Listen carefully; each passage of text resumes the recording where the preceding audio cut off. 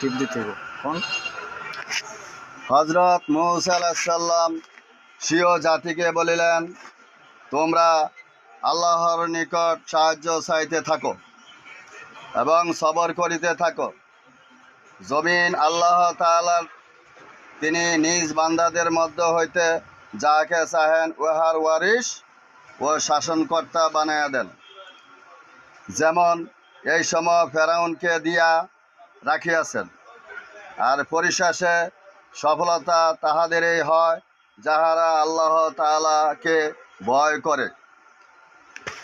যদি তোমরা সবর করো ও তাকওয়া অবলম্বন করো, তবে পরিণামে এই জমিন তোমাদেরই হইবে। ঠিক হযরত মূসা আলাইহিস সালামের কয়ম বলিল, আমরা তো সর্বদা মুসিবতের মধ্যেই রহিয়াছি।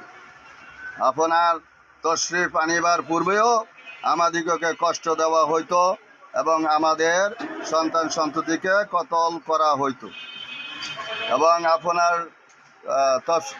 তশরিফ আনিবার পর বিভিন্ন রকমের মুসিবত আমাদের উপর দেওয়া হইতেছে। হযরত মূসা আলাইহিস সালাম বলিলেন, অতি সত্বর আল্লাহ তাআলা তোমাদের শত্রুকে ধ্বংস করিয়া দিবেন এবং তাহাদের স্থলে তোমাদেরকে জমিনের মালিক বানাইয়া দিবেন।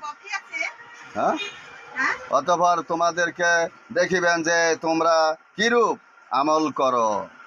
ধন সম্পদ পাইয়া আমার কি আমল করো ও শুকর আনুগত্য করো, হ্যাঁ করো নাকি নিয়ামতের না শুকরি ও নাফরমানি করো। অতঃপর যেমন তোমাদের আমল হইবে, তেমনি তোমাদের সহিত আচরণ করা হইবে।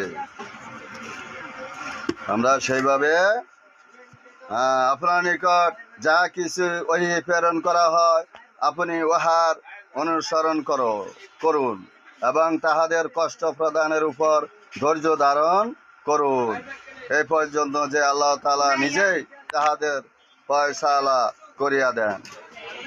আল্লাহ আমাদেরকে সঠিক বুঝ দান করুন।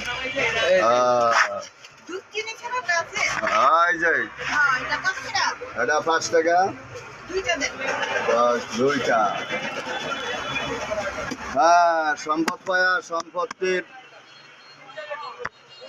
নিয়ামত কিভাবে পালন করতে হবে, কিভাবে আল্লাহর শুকরিয়া আদায় করতে হবে, সেই জন্য বলে দিন সম্পদ পায়া। আর যারা সম্পদ পাইছে অর্থাৎ ইয়া মারা নাই, তাদেরকে ধ্বংস করে দিয়েছে। আসসালামু আলাইকুম।